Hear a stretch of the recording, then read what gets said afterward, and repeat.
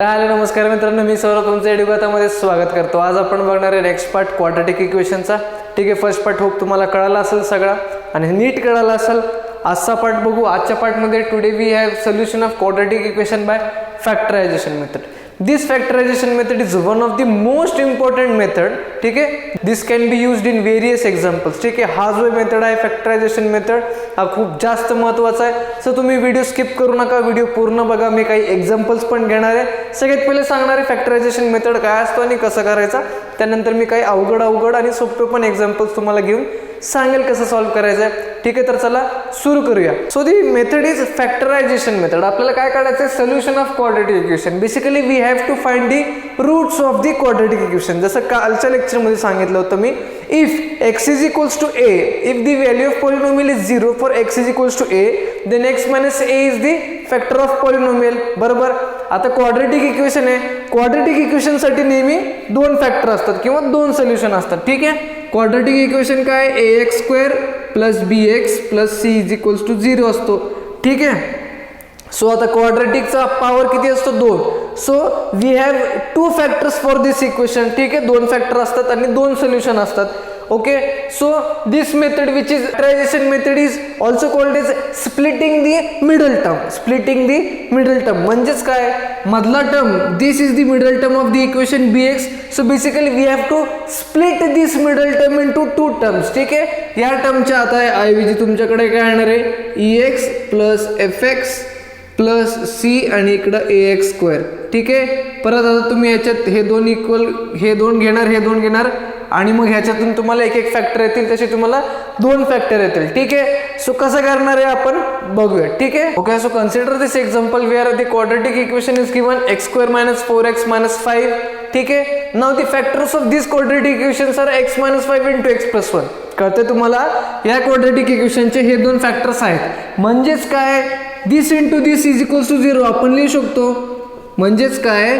आपण या दोघांचं प्रोडक्ट 0 लिहू शकतो का? कारण की product of this two is this quadratic equation. Okay, so this quadratic equation is equals to 0। Okay, now here the product of two numbers, product of two terms is 0। If the product of two terms is 0 then one of the term will have the value of 0। म्हणजेच काय? जर दोन टर्मचं product in multiplication 0 असेल तर त्यातला एक term काय असणार आहे? इक्वल टू 0 असणार आहे। म्हणजेच काय? जर समजा दोन टर्म आहेत तर मी काय लिहिणार? x मायनस 5 हा इक्वल टू 0 आहे। ठीक आहे, काही वेळेस x मायनस 5 इक्वल टू 0 असू शकतो, काही वेळेस काय असणार आहे? x plus 1 is equals to पण 0 असू शकतो। बरोबर। ठीक आहे, now this minus 5 will go here, हे -5 इकडे जाणार, this -5 will come on the right hand side as +5। So x will be equals to +5 and the +1 from left hand side will go to the right hand side as a -1। so x is equals to -1। okay, so these are the two roots of this quadratic equation x square minus 4x minus 5 is equals to 0। कळलं तुम्हाला? जर हे दोन factor असतील तर हे दोन त्यांचे काय असणार आहेत? रूट्स असणार आहेत। ठीक आहे, so we will see how can we obtain this roots by this method which is called as factorisation method और splitting the middle term method। okay, so consider this example, this quadratic equation।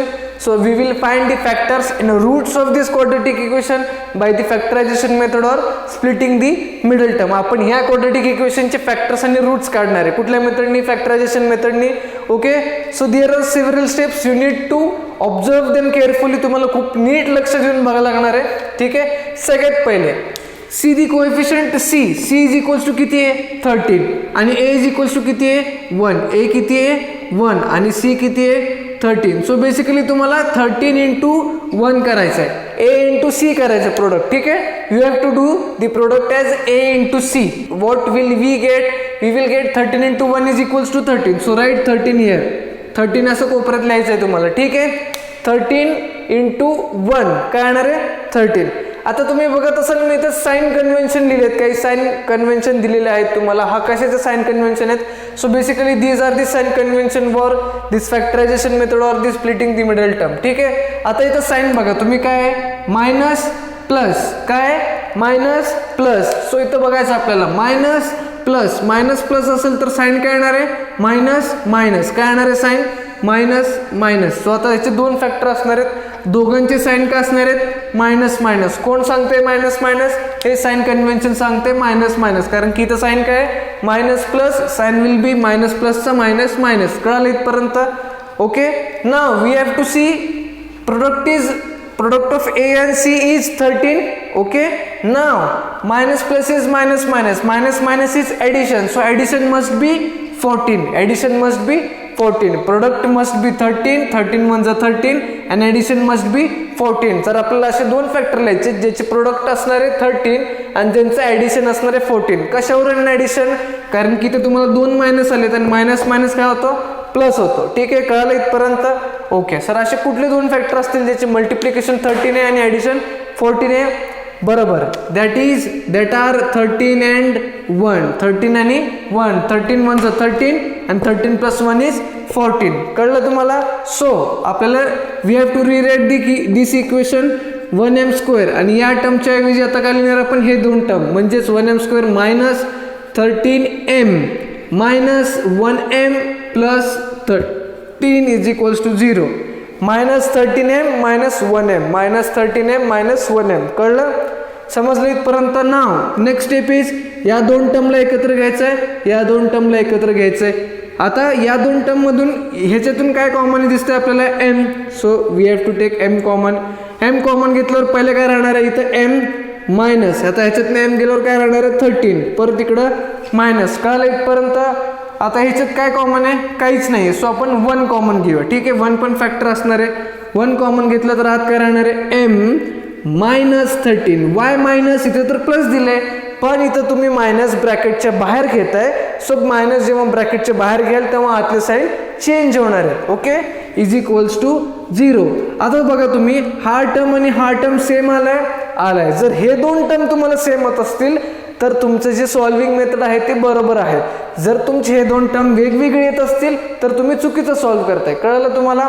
नाव या दोन term same आहेत, so यांच्याऐवजी आपण एक term लिहिणार आहे m minus 13. राहिलं काय? m minus 1. So m minus 1 ह्याला मल्टिप्लाय करून equal to 0. Okay, again product of these two term is equal to 0, then value of one of them will be equal to 0. म्हणजेच कधी m minus 13 is equals to 0 असणार आहे आणि कधी m minus 1 is equals to 0 असणार आहे. जर दिस minus 13 इकडे येणार आहे, प्लस 13 होणार आहे, m is equals to plus 13 होईल आणि m is equals to plus 1 होईल. ठीक आहे, so m minus 13 and m minus 1 are the two factors of this quadratic equation and m is equals to 13 and m is equals to plus 1 is plus 1. These are the two roots of this quadratic equation, m square minus 14m plus 13. कळलं तुम्हाला? I will take the another example to explain you this method. Okay, so consider this example. Second example is 6 root 3x square plus 7x is equals to root 3. So first of all we have to take this root 3 on the left hand side. So what will be the equation? Equation will be 6 root 3x square plus 7x minus root 3 is equals to 0. का minus? कारण की plus route 3 कडे आल्यावरती minus होणार आहे. So this is the quadratic equation. Okay, so first step काय होता आपला? Product of a into C. A काय इथं 6 रूट 3, सी काय इकडं मायनस रूट 3. ओके, सो यांचं प्रोडक्ट काय येणार आहे आपल्याला बघायचं आहे. ठीक आहे, इथं रूट 3 पकडा पहिले तुम्ही, सध्याला साईन नंतर बघू आपण. ठीक आहे, सो सगळ्यात पहिले काय? 6 रूट 3 इंटू रूट 3 काय येणार आहे? 6 root 3 into root 3, root 3 into root 3 is 3 and 6 3 is 18. So product of 6 root 3 into 3 will be 18. Okay, now second step is we have to see the signs. Signs काय इथं? Plus minus. काय sign? Plus minus. Check the sign convention table. Plus minus is equals to plus minus, म्हणजे plus मायनसला plus मायनसच येणार आहे. ठीक आहे, साइन पण लिहिले. Now the product of these two terms must be 18 and plus minus is subtraction and subtraction of two factors any two terms should be 7x. ठीक आहे, म्हणजेच काय? या दोन टर्मचं प्रोडक्ट आपल्याला 18 आलंय. ठीक आहे, आणि असे दोन टर्म्स काढायचे ज्यांचा सबट्रॅक्शन 7 येणार आहे. का सबट्रॅक्शन? कारण की इकडं प्लस मायनस आलं आणि प्लस मायनस मायनस होतो. ठीक आहे, असे कुठले टर्म असणार आहे ज्यांचे प्रोडक्ट 18 असेल आणि ज्याचं सबट्रॅक्शन 7 असेल? या that is 9 into 2. 9 2 is 18 and 9 minus 2 is 7. आता तुम्ही विचार करत असाल इथं 2 आणि इथं 9 का लिहिलं नाही सर? कारण का लिहिलं नाही, कारण की इथं +7x आहे. Plus minus minus greater number sign. So greater number sign तुमचा प्लस आला पाहिजे, त्यावेळेसाठी मी +9 लिहिलं आहे. ठीक आहे, 2 फॅक्टर आले, +9 - 2. Now we will rearrange the equation. 6√3x². 7x च्या जागी काय लिहिणार आहे, +9x - 2x आणि -√3 ॲज इट इज. कळालं इथपर्यंत? कळालं. Now next step is distribute this equation into 2 terms. 2 terms मध्ये डिस्ट्रीब्यूट केले आपण. ठीक आहे, आता या 2 टर्म मधनं काय कॉमन येते लिहायचं आणि या 2 टर्म मधून काय कॉमन येईल ते लिहायचं आहे. आता 6 आणि 9 हे 3 च्या टेबल मधले टर्म्स आहेत सगळे, बरोबर. 3 च्या टेबल मधले टर्म्स दिसतात ते तुम्हाला. सो आता आपल्याला इथं 3 च्या टर्म मधले आहेत ते सगळे. ठीक आहे, आहेत. हा, आता आपण बघूयात 6√3x² प्लस 9 ला आपण काय लिहूया, 3 × 3 लिहूया. ठीक आहे, 3 × 3 × x -2x -√3 = 0. ठीक आहे, आता बघा ह्याच्यातून 3√3x कॉमन घ्या. ठीक आहे, या टर्म मधून 3√3x. काय x घेतला, कारण की x² इथे x कॉमन आहे. ओके, सो 3√3x कॉमन घेतला तर इथं काय राहणार आहे, फक्त 2√3 तर गेलाय आणि x प्लस. आता बघा 3 × 3 होता इथं, त्याच्यातलं एक 3 कॉमन घेतला आणि एक 3 राहिला. सो एक 3 मधनं √3 गेलाय. सो एक 3 मधनं जर √3 गेलं तर आत काय राहणार आहे, √3 राहणार आहे. काय राहणार आहे, √3. कळलं इथपर्यंत तुम्हाला. 2x + √3. अगेन इथं मायनस काही नाहीये कॉमन, सो 1 2x + √3. का प्लस, कारण की मायनस साइन ब्रॅकेटच्या बाहेर घेतलं कॉमन तर आतले साइन चेंज होणार आहेत. Okay, = 0. Okay, so these 2 terms, हे 2 टर्म आले तुमच्याकडे आता सेम आहेत, म्हणजे तुम्ही बरोबर करताय. सो या 2 टर्मच्या ऐवजी एक टर्म लिहिला जो की असणार आहे 2x + √3 आणि हा टर्म असणार आहे 3√3x - 1 = 0. Now again product of these 2 term is equals to 0. So value of any of the term will be equal to 0. म्हणजे काही वेळेस 2x + √3 will be equal to 0 आणि काही वेळेस 3√3x - 1 = 0. ओके, तर काय होणार आहे, पहिले √3 इकडे जाणार आहे.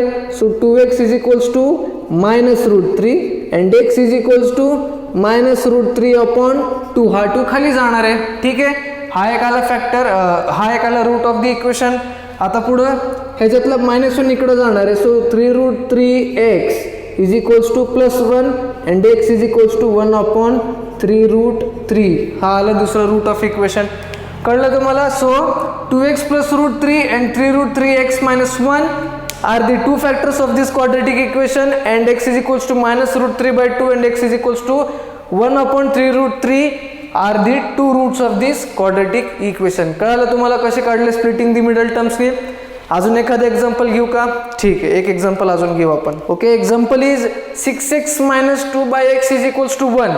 ओके, आता तुम्ही हे प्रश्न बघून घाबरायचं नाही आहे, हा लिनियर इक्वेशन नाही आहे, हा क्वाड्रॅटिक इक्वेशनच आहे. तुम्हाला सिम्प्लिफाय करायला लागला. हा डिनॉमिनेटर मधला x तुम्हाला वरती न्यायचा आहे. ओके, सो क्रॉस मल्टिप्लाय कराल इकडं आणि इकडं. काय होणार इकडे केल्यावरती 6x² - 2/x = 1. ओके, हा एलसीएम घेऊन सिम्प्लिफाय केला. आता हा x ह्याला मल्टिप्लाय होणार. का होणार, हा 6x² - 2 = x आणि ह्याला सिम्प्लिफाय केला. x ला इकडे घेऊन आल्यावर काय होणार आहे, 6x² - x - 2 = 0. आला क्वाड्रॅटिक इक्वेशन. ठीक आहे, सोपं होतं. आता पुढं या क्वाड्रॅटिक इक्वेशनचे we have to find 2 roots and 2 factors of this quadratic equation by factorization method. Again product of 2 numbers. कुठले 2 numbers a and c. 6 × 2 = 12. so 12 लिहिलं इकडं. 2 फॅक्टर काढायचे. साइन काय, minus minus. So sign minus minus is minus plus. Sign काय, minus मायनसचा minus plus. So minus plus असणार आहे इकडं, मायनस इथं plus. Product of 2 numbers should be 12 and minus plus is minus. So subtraction should be 1. Subtraction should be 1. काय येणार आहे तुम्हाला, ते पण मायनस मध्ये. सो आपण लिहू शकतो 3 × 4 = 12 and -3 + 4 is -1. आहे इथं -1 आलं आपल्याला. Okay, so we will rewrite this equation 6x². -x च्या जागी काय लिहिणार आहे, -3x + 4x. -3x + 4x परत ॲज इट इज -2 = 0. कळालं. परत यातले दोन terms we have to take 2 terms together, ठीक आहे. त्यानंतर बघा इथं काय x कॉमन आहे आणि 3 पण कॉमन आहे.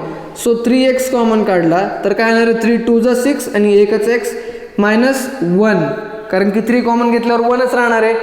प्लस पुढं इथं काय 2 कॉमन आहे, सो 2 कॉमन आहे, सो 2x -1. आता इथं प्लस असल्यामुळं आतले साईन चेंज होणार नाही. जर मायनस असेल तर ब्रॅकेटमधले साईन चेंज होतात, ठीक आहे. Is equals to 0. आता हा टर्म सेम आलाय म्हणजे तुम्ही बरोबर करताय, ठीक आहे. आता 3x + 2 आणि 2x - 1 असे दोन फॅक्टर आले. काय आले 3x + 2 आणि 2x - 1 is equals to 0. Now the product of 2 terms is equals to 0, then value of 1 term is 0, ठीक आहे. आता काही वेळेस काय होणार आहे 3x + 2 इज इक्वल्स टू 0 होणार आहे आणि काही वेळेस 2x - 1 इज इक्वल्स टू 0 होणार आहे.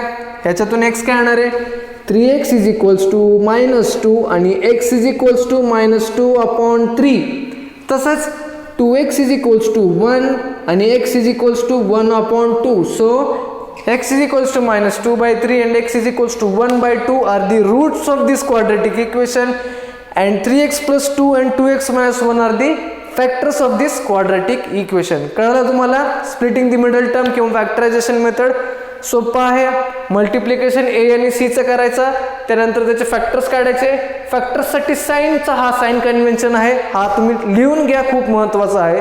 हा जो टेबल आहे साइन कन्व्हेन्शनचा तुम्हाला शेवटपर्यंत लक्षात ठेवावं लागणार आहे, ठीक आहे. You need to remember those sign convention because these are most important sign convention in the quadratic equation. कळलं.